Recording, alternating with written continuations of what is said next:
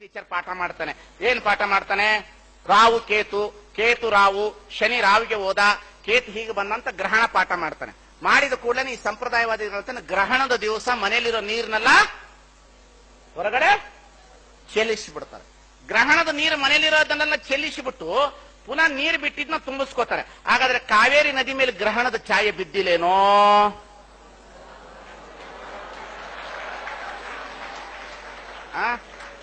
ಹೇಳ್ರಮ್ಮ. ದರ್ಬೆ ಒಳಗೆ ತೋರಿಸ್ಬಿಡ್ತಾನಂತೆ ಮುಕ್ತಿ. ಅದು ತುಪ್ಪಕ್ಕೆ ದರ್ಬೆ ಹಾಕ್ಬಿಡ್ಬೋದು, ಉಪ್ಪಿನಕಾಯಿಗೆ ಹಾಕ್ಬಿಡೋದು, ನೀರು ಚೆಲ್ಬಿಡು. ತುಪ್ಪ ಚೆಲ್ಲು,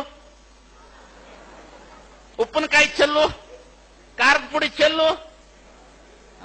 ತಮ್ಮ ಪಾಪ ನಿಮ್ಮ ಮನೆ ಒಳಗಡೆ ಏನು ತುಪ್ಪ ಇಲ್ಲ, ಉಪ್ಪಿನಕಾಯಿ ಇಲ್ಲ, ಏನಿಲ್ಲ, ನೀರು ತುಂಬಿಸ್ಕೊಂಡ್ರೆ ಚೆಲ್ಲಿಸಿಬಿಡೋದು ಎದುರಿಸಿಬಿಟ್ಟು. ಇದು ಈ ಜಗತ್ತಿನಲ್ಲಿ ಎಷ್ಟು ಮೋಸ ಆದ ಅಂತ ಹೇಳ್ತೀನಿ ನಾನು. ಅದಕ್ಕೆ ವಿದ್ಯಾರ್ಥಿಗಳ ದೇವರು ನಿಮಗೆ ಒಳ್ಳೆಯ ಕಣ್ಣು ಕೊಟ್ಟಿದ್ದಾನೆ, ಪುಸ್ತಕಗಳನ್ನು ಓದಿ. ಒಳ್ಳೆಯ ನಾಲಿಗೆ ಕೊಟ್ಟಿದ್ದಾನೆ, ವಿಚಾರಗಳನ್ನು ಮಂಡನೆ ಮಾಡುವ ಶಕ್ತಿಯನ್ನು ಇಟ್ಟುಕೊಳ್ಳಿ. ಒಳ್ಳೆಯ ಕಿವಿಗಳನ್ನು ಕೊಟ್ಟಿದ್ದಾನೆ, ಒಳ್ಳೆಯ ವಿಚಾರಗಳನ್ನು ಕೇಳುವ ಶಕ್ತಿಯನ್ನು ಕೊಡ್ರಿ. ಎಲ್ಲರ ಜೊತೆಯಿಂದ ಪ್ರೀತಿಯಿಂದ ಇರಿ. ಆದರೆ ನಿಮಗೆ ಈ ಸೃಷ್ಟಿಗೆ ವಿರೋಧವಾಗಿರ್ತಕ್ಕಂಥದ್ದು, ಧರ್ಮಕ್ಕೆ ವಿರೋಧವಾಗಿರ್ತಕ್ಕಂಥದ್ದು, ಜಾತಿಗೆ ವಿರೋಧವಾಗಿರ್ತಕ್ಕಂಥದ್ದು, ಮನಸ್ಸಿಗೆ ಒಪ್ಪಲಾರದ ಮೂಢನಂಬಿಕೆಗಳ ವಿಚಾರಧಾರೆಗಳು ಬಂದಾಗ ಅದು ನಿಮ್ಮನ್ನು ಒಪ್ಪಿಕೊಳ್ಳದೇ ಇದ್ದರೂ ಸಹ ನೀವು ಒಪ್ಪಿಕೊಳ್ಳುವ ರೀತಿಯಲ್ಲಿ ಬದುಕಬೇಡ್ರಿ. ಅದನ್ನು ಪ್ರತಿಭಟಿಸುವಂತ ಮನೋಭಾವನೆಯನ್ನು ಇಟ್ಟುಕೊಳ್ಳಬೇಕಾಗಿರ್ತಕ್ಕಂಥದ್ದು ವಿದ್ಯಾರ್ಥಿಗಳ ಲಕ್ಷಣ ಅನ್ನತಕ್ಕಂಥದನ್ನು ನೀವು ಯಾರು ಮರಿಬೇಕಾಗಿಲ್ಲ. ಮನುಷ್ಯನ ಬದುಕು ಪ್ರತಿಭಟಿಸಲೇಬೇಕು. ನನ್ನ ಭಾಷಣ ಬಹಳ ಜನ ಹುಡುಗರಿಗೆ ಇಡ್ತಿರಲ್ಲ ಅಂತ ನನಗೆ ಗೊತ್ತಿದೆ. ಮ್ಯಾಕ್ಸಿಮಮ್ ನನಗೆ ಗೊತ್ತಿದೆ. ಯಾಕಂತಂದ್ರೆ ನಿಮ್ಗಳ ಮನಸ್ಸು ನನಗೆ ಬಹಳ ಸೂಕ್ಷ್ಮತೆ. ಯಾಕಂತಂದ್ರೆ ನಿಮಗೆ ಭಯ ಇರ್ತದೆ, ನಾನು ದೊಡ್ಡವನಾಗಬೇಕು, ನಾ ಕಾರ್ ಇಟ್ಕೊಳ್ಬೇಕು, ನನಗೆ ಚಲೋ ಎಂಡ್ರು ಬರಬೇಕು, ನನ್ನ ಮನೆಯೊಳಗೆ ಏನು ಕೆಟ್ಟದಾಗಬಾರದು. ಅವ್ರು ಏನ್ ತಮ್ಮ, ಕಾರು ಮುಖ್ಯನೋ ಕಾಲು ಮುಖ್ಯನೋ? ಕಾಲಿದ್ರೆ ಕಾರು, ಕಾಲಿಲ್ಲ ಅಂದ್ರೆ ಕಾರ್ ತಗೊಂಡು ಏನು ಮಾಡ್ತೀಯ? ಏನು ಮಾಡ್ತೀಯ? ಟಿವಿ ಮುಖ್ಯನೋ ಕಣ್ಣು ಮುಖ್ಯನೋ? ಟಿವಿ ತಗೊಂಡು ಏನು ಮಾಡೋದು ಕಣ್ಣೇ ಇಲ್ಲದೆ ಇದ್ರೆ? ಕೈ ಚಲೋನೋ ಮೊಬೈಲ್ ಚಲೋನೋ? ಕೈ ನೆಟ್ಟಿಗಿದ್ರೆ ಕಳ್ಸಕ್ ಬರ್ತದ ಐ ಲವ್ ಯು ಅಂತ. ಆ ಕಡೆ ಕೈ ಚೆನ್ನಾಗಿತ್ತಂದ್ರೆ ಐ ಲವ್ ಯು ಟು ಅಂತ ಬರ್ತದದು. ನಡೆಯಲ್ಲ ಅದು. ಎಷ್ಟು ಚೆನ್ನಾಗಿರ್ತದೆ ಜಗತ್ತು. ಅದು ಕೈ ಬಾಳ ಬದ್ರ ಇರ್ಬೇಕು ತಮ್ಮ. ಜೀವನವನ್ನ ಚೆನ್ನಾಗಿ ಎಂಜಾಯ್ ಮಾಡ್ರಿ. ಏನು ಮಾಡ್ರಿ? ದಯಮಾಡಿ ಹೇಳ್ತೇನೆ, ಬದುಕೋದು ಹೇಗೆ ಅಂತಂದ್ರೆ ನಿಮ್ಗೆ ಹೇಳಿಕೊಡ್ತೇನೆ. ದಯಮಾಡಿ ಎದುರಬೇಡ್ರಿ. ದೇವ್ರ ಧರ್ಮ ನೋಡ್ರಿ. ನೀವು ಸೇದಬೇಡ್ರಿ, ಕುಡಿಬೇಡ್ರಿ, ಇಸ್ಪೆಟ್ ಆಡಬೇಡ್ರಿ, ವ್ಯಸನಗಳಿಂದ ವಿಮುಕ್ತರಾಗ್ರಿ. ಇದು ಮುಖ್ಯವಾಗಿ ನೀವು ಬಿಡಬೇಕಾಗಿರ್ತಕ್ಕಂಥದ್ದು. ನೀವು ಮುಖ್ಯವಾಗಿ ವ್ಯಸನದಿಂದ ದೂರ ಆಗ್ರಿ. ಬೆಳಿಗ್ಗೆ ಎದ್ದೇಳ್ರಿ, ಜಳಕ ಮಾಡ್ರಿ. ಸುಮ್ಮನೆ ನಿಮ್ಗೆ ನಂಬಿಕೆ ಇದ್ರೆ ದೇವ್ರ ಮೇಲೆ ನಂಬಿಕೆ ಇಡ್ರಿ. ಇಲ್ಲ ಅಂದ್ರೆ ನಿಮ್ಮ ತಂದೆ ತಾಯಿಗಳನ್ನ ದೇವ್ರು ಅಂತ ನಮಸ್ಕಾರ ಮಾಡ್ರಿ. ಶಾಲೆಗೆ ಬನ್ರಿ, ಮಾಸ್ಟರ್ ಹೇಳಿದ ಪಾಠನೆಲ್ಲ ಚೆನ್ನಾಗಿ ಕಲೀರಿ. ಚೆನ್ನಾಗಿ ಕಲ್ತ ಮೇಲೆ ದುಡಿರಿ. ದುಡಿದ ಮೇಲೆ ರೊಕ್ಕ ಬಂದ್ಮೇಲೆ ಮೊಬೈಲ್ ತಗೊಳ್ರಿ, ಕಾರ್ ತಗೊಳ್ರಿ. ವಯಸ್ಸಾದ ಕೂಡಲೇ ಚಲೋ ಒಂದು ಹೆಂಡತಿನ ಮದುವೆ ಮಾಡ್ಕೊಳ್ರಿ. ಮದುವೆ ಮಾಡ್ಕೊಂಡ್ಮೇಲೆ ಮಕ್ಕಳ ಹಿಡಿತ್ರಿ. ಮಕ್ಕಳ ಆದ್ಮೇಲೆ ಏನಾಗ್ತಾರ, ಅವ್ರಿಗೊಂದು ಶಿಕ್ಷಣ ಕೊಡ್ರಿ. ಶಿಕ್ಷಣ ಕೊಟ್ಟು ಸ್ವಲ್ಪ ದುಡ್ಡು ಜಾಸ್ತಿ ಆಯ್ತು ಅಂದ್ರೆ ಸಿಂಗಾಪುರ್ ಅದು ಇದು ತಿರುಗಾಡ್ರಿ. ಅದು ಇಲ್ಲ ಅಂತಂದ್ರೆ ಚಲೋ ಹೋಟ್ಲಲ್ಲಿ ಊಟ ಮಾಡ್ರಿ. ರಾತ್ರಿ ಬಂದು ಕುಳಿತುಕೊಂಡು ಎಲ್ಲರ ಜೊತೆ ಪ್ರೀತಿ ಪ್ರೇಮದಿಂದ ತಂದೆ ತಾಯಿಯನ್ನ ಹೊರಗಡೆ ಹಾಕಲಾರದಂತೆ ಅವ್ರಿಗೆ ಇಷ್ಟ ಅನ್ನ ನೀರನ್ನು ಕೊಟ್ಟು ಅವ್ರು ನಮ್ಮನ್ನು ಬದುಕಿಸಿದ್ದಾರೆ ಅನ್ನತಕ್ಕಂಥ ನೈತಿಕತೆಯ ಬದುಕನ್ನು ಇಟ್ಕೊಡ್ರಿ. ರಾತ್ರಿ ಒಂದು ಉದಯ ಮ್ಯೂಸಿನಲ್ಲಿ ಪಿಕ್ಚರ್ ನೋಡಿ ಆರಾಮಾಗಿ ಮಲ್ಕೊಡ್ರಿ. ಬೆಳಿಗ್ಗೆ ಜೀವ ಇದ್ರೆ ಎದ್ದೇಳ್ರಿ, ಸತ್ರೆ ಹೋಗ್ರಿ. ಆ ಕಡೆ ಮುಗಿದೋಯ್ತು. ಏನದ ಈ ಜಗತ್ನಾಗ?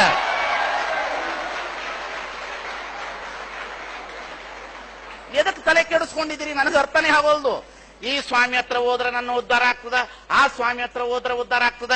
ಈ ಹೆಣ್ಣು ಮಕ್ಕಳು ಸೋಮವಾರ ಸೋಮೇಶ್ವರನ ಪೂಜೆ, ಮಂಗಳವಾರ ಮಂಗಳಗೌರಿ ಪೂಜೆ, ಬುಧವಾರ ಭೂದೇವಿ ಪೂಜೆ, ಗುರುವಾರ ಗುರುರಾಯರ ಪೂಜೆ, ಶುಕ್ರವಾರ ಅಷ್ಟಲಕ್ಷ್ಮಿಯರ ಪೂಜೆ, ಶನಿವಾರ ಶನಿಮಾತ್ಮನ ಪೂಜೆ, ಭಾನುವಾರ ರಜಾ. ಅದಕ್ಕಾಗಿ ಎಲ್ಲ ದೇವ್ರಿಗೂ ರಜಾ, ರಜಾ ಮುಗಿಸಿ ಬಿಡೋದಕ್ಕೆ.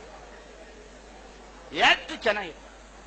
ಏನ್ ನಡೆದದ ನೋಡ್ಬೇಕು. ಬೆಳಗ್ಗೆ ಒಬ್ಬೊಬ್ಬ ಹೇಳತ್. ಈಗ ಒಬ್ಬ ಅವ ನರೇಂದ್ರ ಶರ್ಮಾ ಈಗ ಅನ್ನಕತ್ತಾನ, ಈ ವರ್ಷ ಮದುವೆ ಆದ್ರೆ ಮದುವೆ ಅಂತೀವಿ, 4 ವರ್ಷ ಮದುವೆ ಇಲ್ಲ ಅಂದಾನ ಇಲ್ಲ. ಯಾರ್ಯಾರು ಕೇಳಿದ್ರಿ ಕೈ ಎತ್ರಿ. ಬೆಳಿಗ್ಗೆ ಎದ್ದು ನೋಡಲ್ ಅವ್ನು ಹುಡುಗ ಕೈ ಎತ್ತ. ಎಷ್ಟು ಅಲ್ಲ, ಈ 4 ವರ್ಷ ಮದುವೆನೇ ಇಲ್ಲ ಅಂತಂದ್ರೆ ಏನ್ರಿ ಕರ್ಮ? ಆಗ್ಲೇ ಯಾವ್ದೊಂದು ಹುಡುಗ ಮೂಢನಂಬಿಕೆ ಮಾತನಾಡೋಗಿ ಹೇಳ್ದ, ಎಣ್ಣೆ ದೀಪ ಹಚ್ಚಿಬಿಟ್ರೆ ಪ್ರಳಯ ಹೋಗ್ತದಂತ. ಇದು ಒಪ್ಪಂದ ಇರ್ತದ್ರಿ.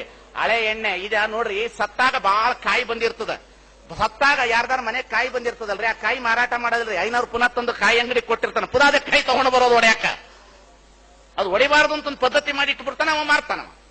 ಇವೆಲ್ಲ ಸಮಾಜದಲ್ಲಿ ಬಹಳ ಹೊಲಸುತನದ ಪರಮಾವಧಿ ಇದೆ. ಅದಕ್ಕಾಗಿ ನೀವು ಮುಕ್ತರಾಗಬೇಕು. ನಿಮ್ಮ ಕಣ್ಣುಗಳೆಲ್ಲವೂ ಸ್ವಚ್ಛ ಆಗಬೇಕು, ನಿಮ್ಮ ಕಿವಿಗಳೆಲ್ಲವೂ ಸ್ವಚ್ಛ ಆಗಬೇಕು, ನಿಮ್ಮ ಹೃದಯಗಳೆಲ್ಲವೂ ಸ್ವಚ್ಛ ಆಗಬೇಕು. ನಾವು ದೇವರಿಲ್ಲ ಅಂತ ಹೇಳ್ತಾ ಇಲ್ಲ. ನಿಮ್ಮನ್ನು ಪ್ರೀತಿ ಮಾಡುವುದೇ ದೇವರು, ನಿಮಗೆ ಬದುಕು ಕೊಡುವುದೇ ದೇವರು, ನಿಮ್ಮನ್ನು ಮೋಸ ಮಾಡದಿರುವುದೇ ದೇವರು, ನಿಮ್ಮನ್ನು ನಮ್ಮಂತೆ ಕಾಣುವುದೇ ದೇವರು. ಇದು ದೇವರು. ಸುಮ್ಮನೆ ಇಲ್ದಿರೋ ದೇವ್ರು ತಗೊಂಡೇನು ಮಾಡೋಣ? ಕೈಲಾಸದಲ್ಲಿ ಶಿವ ಇದ್ದಾನಂತೆ, ಪಾರ್ವತಿ ಇದ್ದಾಳಂತೆ, ತಲೆ ಮೇಲೆ ಒಬ್ಬಳನ್ನ ಇಟ್ಕೊಂಡಾನಂತ, ತೊಡೆ ಮ್ಯಾಗ ಒಬ್ಬಳನ್ನ ಇಟ್ಕೊಂಡಾನಂತ, ಅವಳಿಲ್ದಾಗ ಇವಳ ಜೊತೆ ಲವ್ ಅಂತೆ, ಅವಳಿಲ್ದ ಇವಳ ಜೊತೆ ಡಿವೋಟ್ ಅಂತೆ. ಪುರಾಣ ತಗೊಂಡು ಇದನ್ನ ಹೇಳ್ಕೊತಾ ಬಂದ್ರು ನಿಮ್ಮ ನಂಬಿಸಿದ್ರಿ, ಇದು ದೇವ್ರು ಅಂತ ನಂಬಿಸಿದ್ರಿ ಈ ಮಂದಿ. ನಮ್ಮಂತ ಸ್ವಾಮಿಗಳು ನಂಬಿಸ್ಬಿಟ್ರು ನಿಮ್ಮನ್ನ. ಅದಕ್ಕೆ ಶರಣರು ಬಂದು ಹೇಳಿದ್ರು, ಪುರಾಣವೆಂಬುದೊಂದು ಪುಂಡರ ಗೋಷ್ಠಿ, ಪುರಾಣವೆಂಬುದೊಂದು ಪುಂಡರ ಗೋಷ್ಠಿ, ಕೈಲಾಸವೆಂಬುದೊಂದು ಹಾಳು ಬೆಟ್ಟ ಕಾಣಿರೋ, ಅಲ್ಲಿರುವ ಶಿವನು ದಡ್ಡ ಕಾಣಿರೋ, ಅಲ್ಲಿರುವ ಗಣಗಳು ಮೈಗಳ್ಳರು ಕಾಣಿರೋ, ಬೇಡನೆಗೆ ಕೈಲಾಸ ಬಾಡುವುದು ಕಾಯಕ, ಕಾಯಕ ದೀಕ್ಷೆಯನ್ನು ನೀಡು, ನಾಡ ಹಂದರಕ್ಕೆ ಹಬ್ಬಿಸಿದೆ ಕಾಯಕವೇ.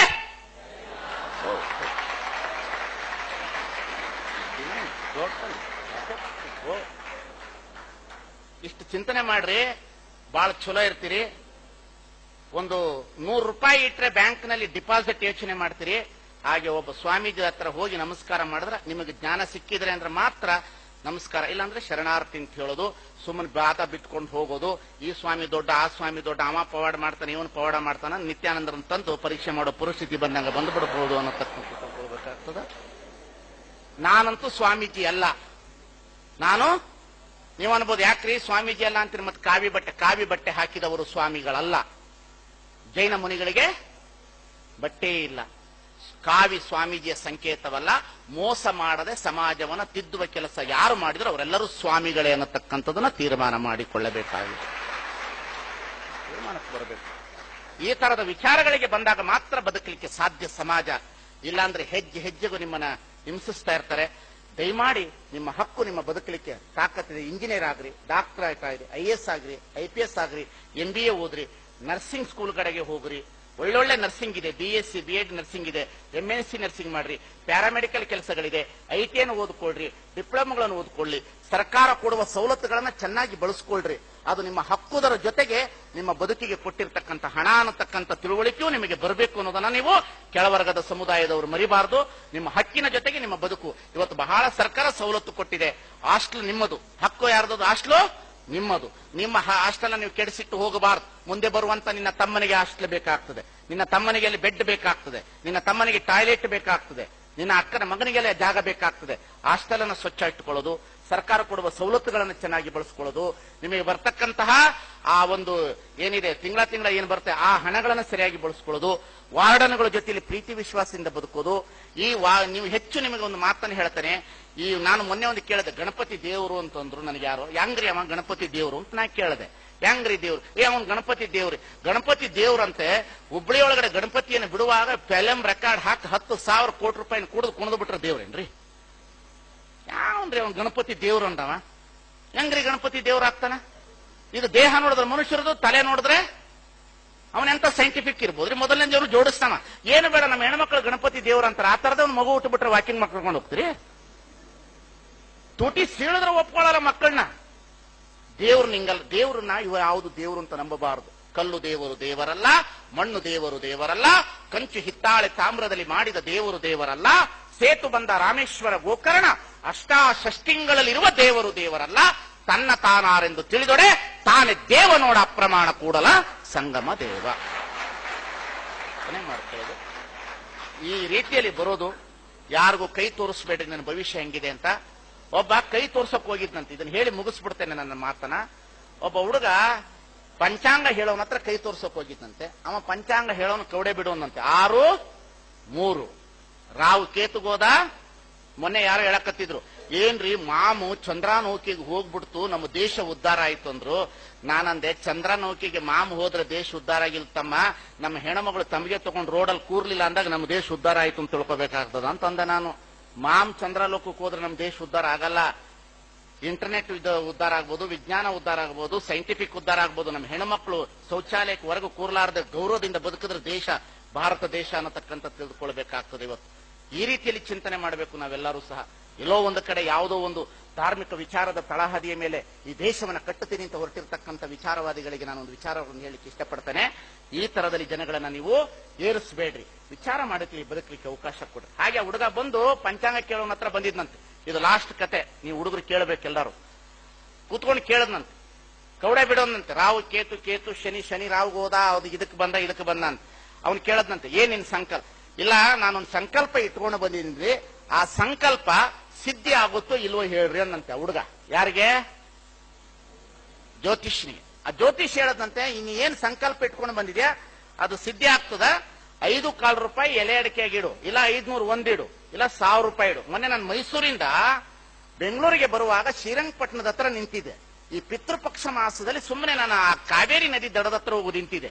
ಒಂದು 10 ಜನ ಉತ್ತಮರು ಕುಳಿತುಕೊಂಡು ಪಿಂಡ ಬಿಡುವರ ಹತ್ರ 2 ನಿಮಿಷ ಒಂದು ಮಂತ್ರ ಹೇಳಿ 1,1,000 ರೂಪಾಯಿ ದಿವಸಕ್ಕೆ 40,000 ರೂಪಾಯಿ ಸಂಬಳ ಮಾಡ್ತಾರೆ, ಕಳಿಸ್ತಾರೆ. ನಿಮ್ಮ ಅಪ್ಪನ ಕೈಲಾಸಕ್ಕೆ ಕಳಿಸ್ತೇನೆ. ಓದವರು ವರದಿ ತರಲಿಲ್ಲ, ಹೇಗಿದ್ದೀನಿ ಅಂತ ಹೇಳಿಲ್ಲ. ಸತ್ತವರಿಗೆ ಪಿಂಡ ಇಡ್ತೀವಿ, ಸತ್ತವರಿಗೆ ಪಿಂಡ ಇಡೋದಲ್ಲ. ಇರುವಾಗಲೇ ತಂದೆ ತಾಯಿನ ಪ್ರೇಮದಿಂದ ನೋಡಿಕೊಂಡು ಅವರ ಮನಸ್ಸಿಗೆ ನೋವಾಗದಂತೆ ಬದುಕಿಸಿ ಬಿಟ್ರೆ ಇದಕ್ಕಿಂತ ದೊಡ್ಡ ಧರ್ಮ ಇಲ್ಲ ಅನ್ನತಕ್ಕಂಥ ಅರಿವಿನ ಪ್ರಜ್ಞೆ ನಮಗೆಲ್ಲರಿಗೆ ಬರಬೇಕಾಗಿರ್ತದೆ. ಸತ್ತ ಮೇಲೆ ಪಿಂಡ ಹಿಡಿದು ಯಾರು ತಗೊಂಡು ಏನು ಮಾಡ್ತಾರೆ? 40,000 ರೂಪಾಯಿ ದುಡಿತಾ ಇದ್ದಾಮ ದಿವಸಕ್ಕೆ. 5 ನಿಮಿಷ 2 ಮಂತ್ರ ಹೇಳೋದು 1,000, 2 ಮಂತ್ರ ಹೇಳೋದು 1,000 ಹೊಡೆಯೋದು. ಹಂಗೆ ಹುಡುಗ ಬಂದು ಕೈ ಕೇಳ್ದ, ನಾನೊಂದು ಸಂಕಲ್ಪ ಇಟ್ಕೊಂಡು ಬಂದಿದ್ದೀನಿ, ಅದು ಸಿದ್ಧಿ ಆಗುತ್ತೋ ಇಲ್ಲವೋ ಅಂತ. ಅವ ಅಂದ, ಕೌಡೆ ಬಿಡು ಅಂದ. 4, 8, 8, 4 ಒಂದು ಗಿಣಿ ಇಟ್ಕೊಂಡಿರ್ತಾನ್ರಿ. ಗಿಣಿ ಶಾಸ್ತ್ರ ಹೇಳೋರು ಗೋಕಾಕ್ ಸಂತೆ ಒಳಗ ಬಂದಿರ್ತಾರಲ್ಲ, ನೀವು ಹೋಗಿ ಕುಂತಿರ್ತೀರಿ. ಆ ಗಿಣಿನ ಕರಿತಾನೆ, ರಾಮ್ ರಾಮ್ ರಾಮ್ ಅಂತ. ಅದು ಕ್ವಾಯಿಂಗ್ ಕ್ವಾಯಿಂಗ್ ಅಂತ ಬರ್ತದ. ಅದು ಬಂದು ನಿಮ್ಮ ಭವಿಷ್ಯ ಹೇಳ್ತದೆ. ಯಾವುದು? ಗಿಳಿ. ಏನ ಇಲಿ ಭವಿಷ್ಯ ಹೇಳ್ತದ. ಇಲಿ ನೋಡಿರೇನು? ಇಲಿ ಭವಿಷ್ಯ, ಇಲಿ ಭವಿಷ್ಯ ಹೇಳ್ತದೆ. ಗಿಳಿ ಎಲ್ಲರ ಭವಿಷ್ಯ ಹೇಳ್ತದ. ಆದ್ರೆ ಗಿಳಿ ಗೊತ್ತಿಲ್ಲ ಯಾವಾಗ ಬೆಕ್ಕು ಬಂದು ನನ್ನನ್ನು ತಿಂತದ ಅಂತ. ತಿಳಿತಿಲ್ಲ. ಬಸವಣ್ಣ ಕೇಳ್ತಾನೆ, ಗಿಳಿ ಬಲ್ಲುದೆ ಬೆಕ್ಕು ಬರುವ ನಿಲ್ವನು? ಗಿಳಿಗೆ ಗೊತ್ತಿಲ್ಲ ಬೆಕ್ಕು ಯಾವಾಗ ಬರ್ತದೆ ಅಂತ. ಆದ್ರೆ ಗಿಳಿ ಹೇಳ್ತದ, ಶಾಸ್ತ್ರ ಹೇಳ್ತು. ಅವನು ಹೇಳ್ದ, ತೆಗೆದ ಕೂಡಲೇ, ರುಂಡಮಾಲಿನಿ ಬಂದವಳು ನೋಡು. ಏನ್ ಸಿದ್ದಪ್ಪ, ನೀನ್ ಸಂಕಲ್ಪ ಇಟ್ಕೊಂಡು ಬಂದಿದಿ, ಆ ಸಂಕಲ್ಪ ನಿನ್ನ ಸ್ನೇಹಿತರಿಂದ ಸಿದ್ಧಿ ಆಗುತ್ತೆ ಅಂತ ಹೇಳ್ತಾನ. ಯಾರು? ಪಂಚಾಂಗ. ನಿನ್ನ ಸಂಕಲ್ಪ ನಿನ್ನ ಸ್ನೇಹಿತನಿಂದ ಸಿದ್ಧಿ ಆಗುತ್ತೆ. ಕೇಳಕ್ ಬಂದವನ್ ತಲೆ ತಿರುಗಲ್ಲೇ ಬೀಳ್ತಾನ. ಯಾಕ? ಮದುವೆ ಆಗಿ 2 ವರ್ಷ ಆಗಿರ್ತದೆ, ಮಕ್ಕಳಾಗಿರೋದಿಲ್ಲ, ನಿನ್ನ ಸ್ನೇಹಿತನಿಂದ ಸಿದ್ಧಿ ಆಗ್ತದೆ ಅಂತ ಹೇಳ್ತಾನವ.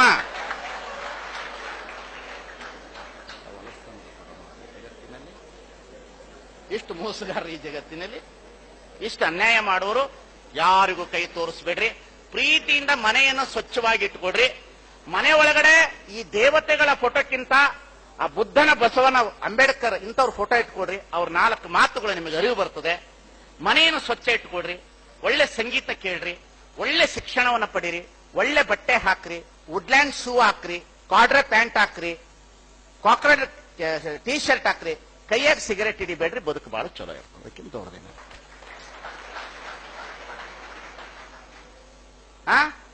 ದರ್ಶನ್ ಹಿಂಗ್ ನಾಕ್ಔಟ್ ಬೇರ್ ಇಟ್ಕೊಂಡು, where are you, life is calling.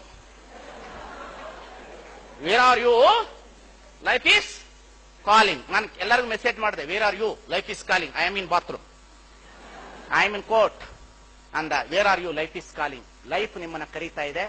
Life ಇಷ್ಟೇನೆ ಅಂತ ಉಪೇಂದ್ರಂದಲ್ಲ, ಮನೋಮೂರ್ತಿದಲ್ಲ, ಯಾರ್ದು ಅಲ್ಲ. ಲೈಫು ನಮ್ಮದೇ ಅದ, ಬೇರೆಯವ್ರದಿಲ್ಲ. I am never born, I am never death, only visited in earth. ಬಹಳ ಚೆನ್ನಾಗಿ ಬದುಕ್ರಿ, ಬಹಳ ಚೆನ್ನಾಗಿ ಚಿಂತನೆ ಮಾಡ್ರಿ. ಇನ್ನೂ ಅನೇಕ ಚಿಂತನೆಗಳಿದೆ. ಭಾಷಣ ಮಾಡ್ತಾ ಹೋದ್ರೆ ಬಹಳ ಒತ್ತಾಗ್ತದೆ. ನಮಗೊಂದು ಇತಿಮಿತಿ ಇರ್ತದೆ. ನಾವು ಮನುಷ್ಯರು ಅಂತ ನಿಮ್ಗೆ ಹೇಳದ್ನಲ್ಲ. ಹಾಗಾಗಿ ನೀವು ಕೇಳ್ಬೋದು, ಏನ್ರಿ ಕಾವಿ ಬಟ್ಟೆ ಹಾಕಿದ್ರಲ್ಲ ಅಂತ. ಕಾವಿ ಬಟ್ಟೆ ಎದಕ್ಕೆ ಹಾಕಿದೀವಿ ಅಂದ್ರೆ ಇದೊಂದು ಯೂನಿಫಾರ್ಮ್. ಈ ಯೂನಿಫಾರ್ಮ್ ಹಾಕೊಂಡೇ ಧರ್ಮ ಮೋಸ ಆಗಿರೋದ್ರಿಂದ ಈ ಯೂನಿಫಾರ್ಮ್ ಹಾಕೊಂಡೇ ಧರ್ಮ ಈಗಲ್ಲ ಅಂತ ಹೇಳೋದಕ್ಕೋಸ್ಕರ ಹಾಕಿದ್ದೀರಿ ಅನ್ನತಕ್ಕಂಥ ಮಾತಾಡ. ಮತ್ತೊಮ್ಮೆ ನಿಮಗೆ ಎಚ್ಚರದಲ್ಲಿ ಈ ವಿಚಾರವನ್ನು ಚಿಂತನೆ ಪಡಿಸ್ತಾ, ತಮ್ಮೆಲ್ಲರಿಗೂ ಮತ್ತೊಮ್ಮೆ ವಂದಿಸ್ತಾ, ಸ್ನೇಹದಿಂದ ಬದುಕೋಣ, ಪ್ರೀತಿಯಿಂದ ಬದುಕೋಣ. ಸತೀಶ್ ಅವರು ಮಾಡ್ತಿರ್ತಕ್ಕಂಥ ಕಾರ್ಯಕ್ರಮದ ಕಡೆಗೆ ನಿಮಗೆ ಗಮನ ಇರಲಿ. ನನ್ನ ಫೋಟೋ ಹೊಡ್ಕೊಂಡು ಯಾರು ಫೋಟೋ ಹಾಕೊಂಡು ಸ್ಕ್ರೀನ್ ಸ್ಪ್ಯಾನಲ್ಗೆ ಹಾಕೋಬೇಡ್ರಿ. ನಿಮ್ಮ ಫೋಟೋ ಹಾಕೊಂಡೇ ನೀವು ನೋಡ್ಕೊಂಡು ಪ್ರೀತಿ ಮಾಡೋದನ್ನ ಕಲೀರಿ ಅನ್ನತಕ್ಕಂಥದ್ದು ನಾನು ಹೇಳಲಿಕ್ಕೆ ನಾನು ಇಷ್ಟಪಡ್ತೇನೆ ಅಂತ ಮಾತನ್ನು ಮತ್ತೊಮ್ಮೆ ಹೇಳ್ತಾ, ನಿಮ್ಮ ಫೋಟೋ ಹಾಕೊಂಡೆ ರಾತ್ರಿ ಟಾಯ್ಲೆಟ್ ಬಾತ್ರೂಮ್ಗೆ ಹೋದ್ರು ಹಿಂಗ್ ತಲೆ ಬಾಚ್ಕೊಂಡು ಐ ಆಮ್ ವೆರಿ ಹ್ಯಾಪಿ ಅನ್ಕೊಂಡೆ ಮಲಗೋದನ್ನ ಕಲೀರಿ ಅಂತಕ್ಕಂಥ. ನಿಮ್ಮನ್ನ ನೀವು ಪ್ರೀತಿ ಮಾಡೋದನ್ನ ಕಲೀರಿ. ನಿಮ್ಮನ್ನ ಯಾರು ಪ್ರೀತಿ ಮಾಡುವುದಿಲ್ಲ ಈ ಜಗತ್ತಿನಲ್ಲಿ.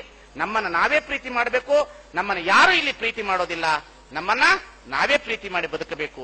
ಅದಕ್ಕಾಗಿ ಕಲ್ಯಾಣ ಕುಮಾರ್ ಹೇಳ್ತಾನೆ, ಇಲ್ಲಿ ಯಾರು ಬರುವರೋ, ಯಾರ ದಾರಿ ಕಾವುದೋ, ಪ್ರೀತಿಯಿಂದ ಕರೆಯುವ ಕೊರಳ ಇನ್ನೂ ಕೇಳದು, ಯಾರು ಇಲ್ಲ ಸರೆ, ತಾವೇ ನಮ್ಮ ದೇವರೇ, ಇಂದು ನಾಳೆಯ ಸೇರಿತು, ಮಲಗೋ ವೇಳೆಯಾಯಿತು.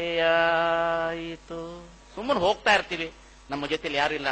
ಸ್ವಲ್ಪ ದಿವಸ ಹೆಂಡತಿರ್ತಾಳೆ, ಹೋಗ್ತಾಳೆ. ಹುಟ್ಟಿದ ಮಕ್ಕಳು 18-20 ವರ್ಷ ಇರ್ತಾರೆ. ಅವು ಯಾವ್ದಾರ ಒಂದು ಗೂಡು ಕಟ್ಕೊಂಡು ಅವು ಹಾರ್ತವ. ಈ ಕಡೆ ಅದು ಹೋಗ್ತದ, ಇದು ಈ ಕಡೆ ಹೋಗ್ತೀಯ. ನೀನು ವಯಸ್ಸಾದಾಗ ಒಬ್ಬನೇ ನಿಂತಾಗ ನಿನಗೆ ಆನಂದದ ಬದುಕಿರಬೇಕು. ಆನಂದದ ಬದುಕಿದ್ದಂದ್ರೆ ವೈಚಾರಿಕತೆ ಚಿಂತನೆ ಇತ್ತು ಅಂದ್ರೆ ಆನಂದದ ಬದುಕಿರ್ತದೆ. ಕರ್ಮವಾದದ ತಳಹದಿ ಮೇಲೆ ಬದುಕಿದ್ರೆ ನಮ್ಮ ಬದುಕು ನಾಶವಾಗ್ತದೆ. ಆ ರೀತಿಯಲ್ಲಿ ನಿಮ್ಮ ಬದುಕನ್ನು ಸ್ಥಾಪಿಸಿಕೊಡ್ರಿ, ಬದುಕ್ರಿ, ಆನಂದವಾಗಿರಿ. ಎಲ್ಲರಿಗೂ ದೇವರು ಒಳ್ಳೇದು ಮಾಡಿ.